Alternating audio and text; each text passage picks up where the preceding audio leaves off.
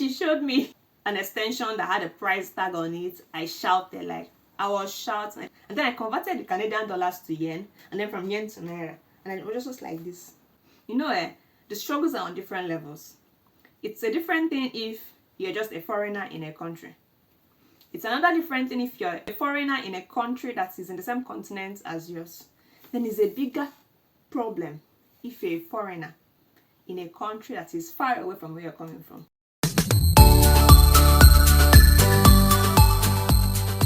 Hey guys, welcome back to my channel. It's your favorite person, Akonna.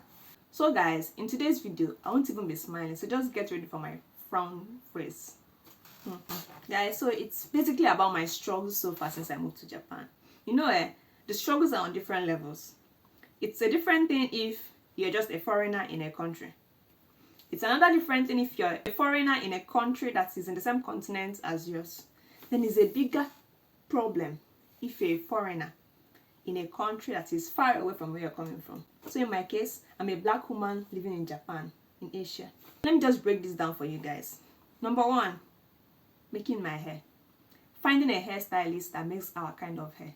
It's like hard work, like hard labor.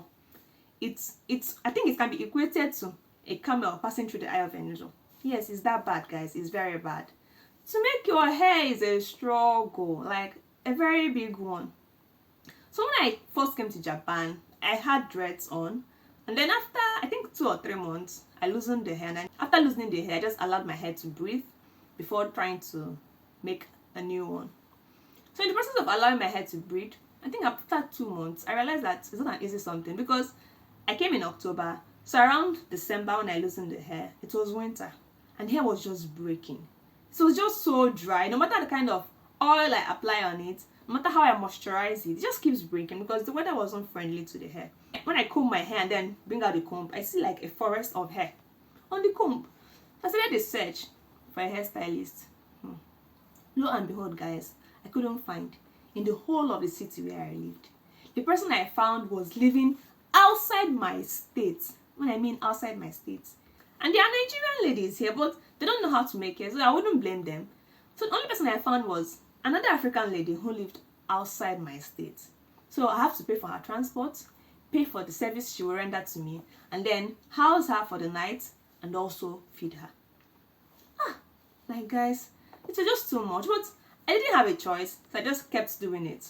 Okay, before I even get to that part, how about just washing and setting, like the regular washing and setting we do in Nigeria? These things that we take for granted. So I went to a salon after loosening the hair. That was when the journey began. I went to the salon, and then after leaving the salon, my hair became worse than it was when I went. In terms of the texture, it was much stronger. That's because the conditioner and the shampoo doesn't match our hair texture. Of course, the products they have here is for that kind of hair texture, which is usually silky and fine. So it was just a big struggle. I had to order hair products from Nigeria, and the logistics was something I don't even want to remember. Like, it's so crazy. The prices were so exorbitant. So it's a big struggle, guys, a very big one. You needed to see the way I was carefully using this my Nigerian ordered product so it doesn't finish on time. And finally, it finished. I just told myself I wasn't going to order from Nigeria again. Let what will happen happen. I just had to start using ordinary soap on my hair. Until someone recommended discounted products and I ordered them online. It wasn't cheap either, but at least it was fair enough compared to the one I ordered from Nigeria. So guys, back to the hairstyling thing. The braid. Finding someone to make your hair is a big struggle here. So I started making my hair by myself. Yeah, I made this hair by myself. Let me just be proud a little. In fact, let me just smile a bit. Yeah, so I made this hair myself. So when COVID hit, in January, I had loosened my hair and I was planning to make a new one. And then the whole news started flying everywhere. There's COVID, there's a pandemic. So I was just trying to stay safe. I wasn't, about to compromise on anything when it comes to my safety. Since the person that used to make my hair also comes from outside the state. So that was a whole lot. So I just wanted to stay safe. So I just said, okay, since we're on lockdown, why not just, do 4 or 3 knots around my hair and then just keep the hair protected and away from the harsh weather. But on another thought, I said, no. Since we're on lockdown as well, and you're not going anywhere anytime soon, why not try to make braids? Already, naturally, I know how to make braids, but not in like a professional or very stylish way. I know how to, just make simple styles. So I decided to try, and then this was the result. Yeah, that hair you see on the screen now, that was the first hair I made. And it turned out nice. And I had it on for about 2 months. I wasn't willing to lose it because this was a big struggle to make the hair. But now I'm used to it anyway. And I even started making other people's hair. Yes, this is my gallery. Oh, just so you know, I found my calling in Japan. Don't mind me, guys, but honestly, yeah, it's not fun. It's not a situation you would like to be in. And you know the funny thing? I had this friend back in school who used to make her hair by herself once in a while. And I used to say that she had, supernatural powers. And also someone else I know who lives in Russia also makes her hair by herself. So I'm always like, these guys have supernatural powers, or like those people that fly at night. Nigerians will get what I mean. So that's it, guys. I started making my hair by myself, but it's not easy. Like sometimes you just want someone else to make this hair for you, and then the time it takes, like to make my hair literally takes me, let's say, about 10 hours cumulatively. It's not what I would spend in a salon, except I'm making very tiny hair, but not this kind of size. It's not always easy, and then the hand pain that comes with it, so it's not easy. And I was not thinking this is because maybe I'm in Japan where there are few black persons and no black owned salons. But I also spoke with a friend who lives in Canada, and she said, even in Canada where you have black owned salons, that it costs an arm and a leg to make one's hair. And I'm like, are you serious? She said yes. And also the stores that sell our African hair products, like, I don't even want to shout. She showed me an extension that had a price tag on it. I shouted, like I was shouting, and then I converted the Canadian dollars to yen, and then from yen to naira, and it was just like this. So it's really expensive, quite expensive. But we have many black owned salons there, so it's not even an easy deal, guys. It's not an easy deal. Then don't even get me started. Hey, don't get me started on clothes size.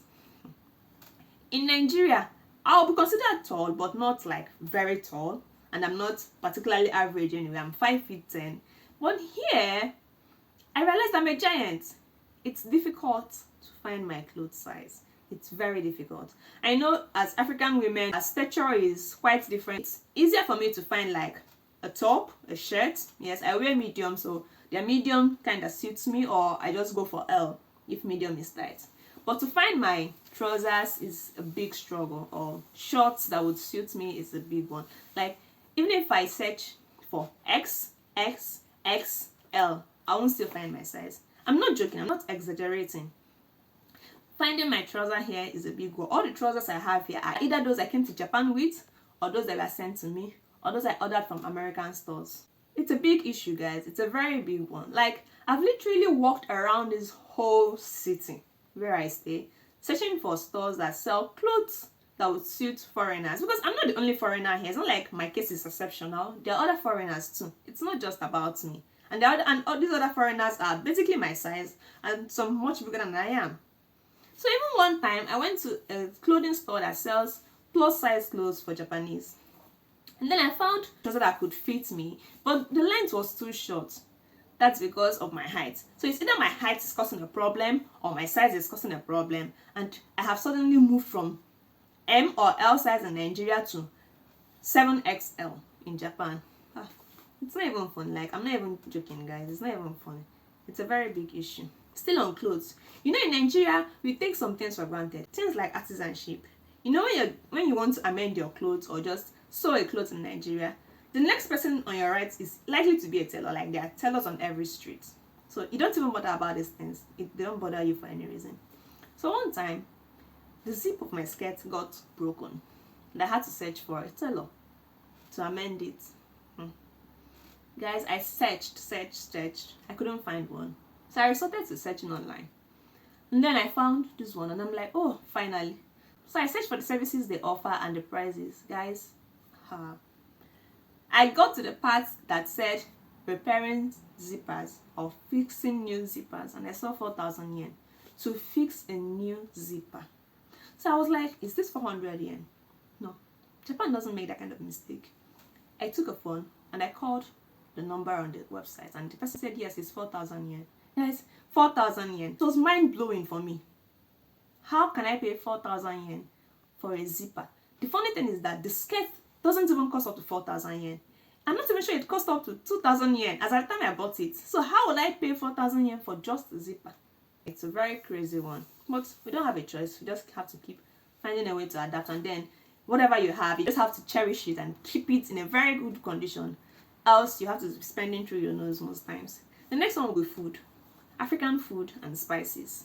That one is a story on its own. So to find our food here is a struggle. For this one, I don't really feel sad because yes, I'm in Japan. What do I expect? I should eat Japanese food. But unfortunately, I'm not adventurous with food. And then sometimes you want to feel like home.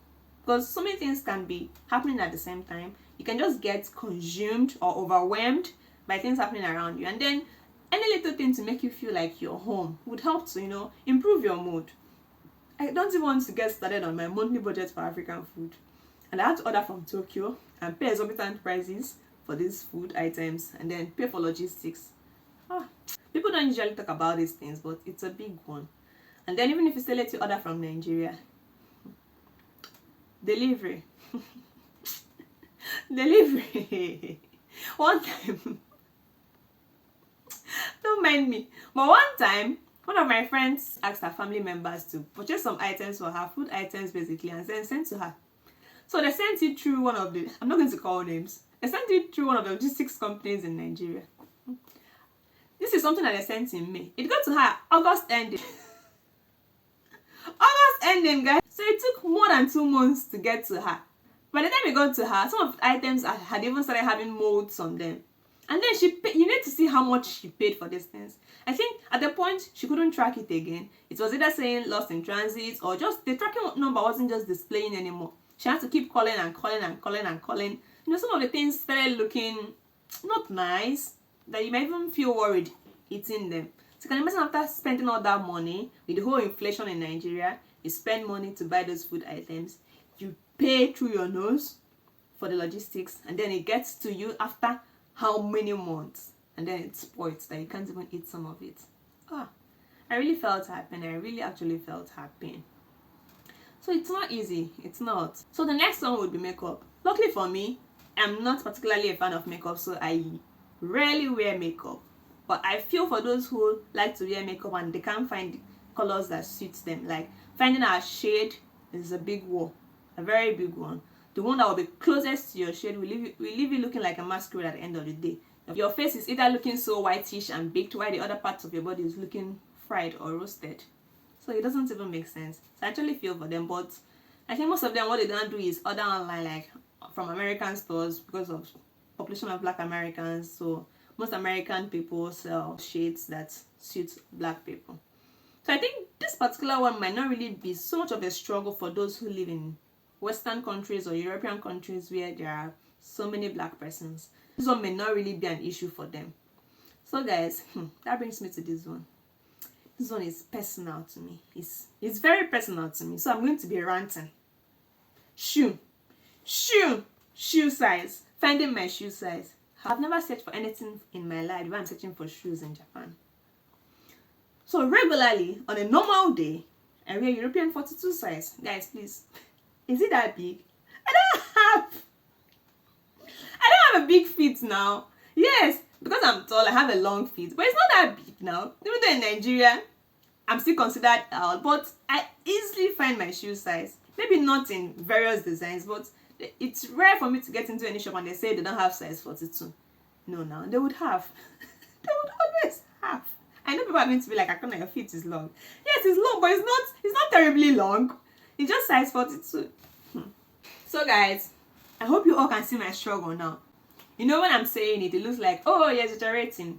Oh, this is not as bad as it seems. Finding my size in virtually everything seems impossible. God help me.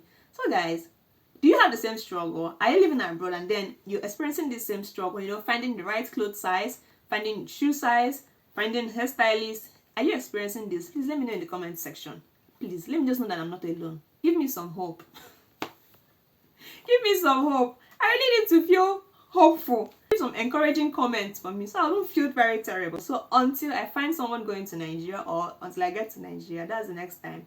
I'm looking forward to new shoes. So that's it, guys. Please don't forget to like, subscribe, and share, and leave a comment below. Thank you. So I'd like to leave these few tips for those who are moving abroad, especially from Nigeria. Number 1, let me come close.